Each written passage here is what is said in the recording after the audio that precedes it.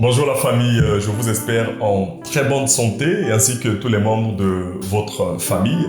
Merci sincèrement de ce que vous avez pris le soin de partager la précédente vidéo et nous osons croire que vous ferez la même chose pour la présente vidéo. Nous allons lire Jérémie 1 et le verset 7 où la Bible dit « L'Éternel me dit, ne dis pas je suis un enfant, car tu iras vers tous ceux auprès de qui je t'enverrai, et tu diras tout ce que je t'ordonnerai. » Ce qui s'est passé lors de l'invocation de Jérémie, c'est que Jérémie a présenté à Dieu ses insuffisances, ses incapacités quant à accomplir la mission que Dieu était en train de lui donner. Et Dieu lui dit, ne dis pas je suis un enfant, ne dis pas je suis un enfant. Nous rencontrons des gens pleins de potentiel, nous rencontrons des gens qui sont remplis de grâce et de talent, mais qui malheureusement ne veulent pas s'engager.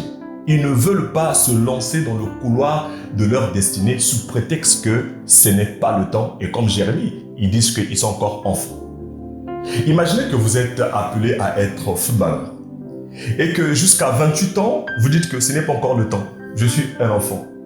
Et que finalement, vous vous lancez à 30 ans. Savez-vous que vous vous êtes lancé presque à la porte de votre retraite? Et malheur à vous si vous vous lancez carrément à 32 ans. Et là, vous vous engagez carrément comme étant un retraité. Bien-aimé, lorsqu'on découvre le couloir de sa destinée, il faut se lancer tout de suite. La seule chose que le Seigneur avait demandé aux apôtres d'attendre, c'était la personne du glorieux Saint-Esprit. Pierre avait été appelé à être un gagnant d'âme. Il connaissait déjà ce à quoi il avait été appelé. Et la seule chose qu'il a attendue, c'était la personne du Saint-Esprit.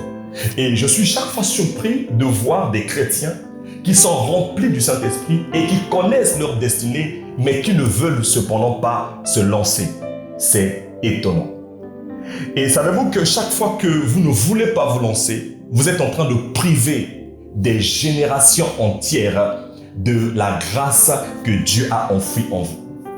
Chaque fois que vous étouffez le potentiel de Dieu dans votre vie, vous êtes en train d'empêcher par exemple à quelqu'un qui passe par des moments difficiles d'avoir accès à sa paix. Chaque fois qu'un entrepreneur par exemple refuse d'entreprendre, il est à l'origine de la pauvreté de certaines personnes. Chaque fois qu'un chanteur par exemple ne veut pas se lancer dans le couloir de sa destinée, la folie de Saül perdure à cause de lui. Bien-aimé, ne dites pas que vous êtes un enfant. Ne dites pas que vous êtes un enfant. Parce que Dieu qui a enfoui en vous cette chose, connaissez votre âge. Et la vérité est que, et comme il a dit à Jérémie, qu'il nous connaissait depuis le sein de nos mamans.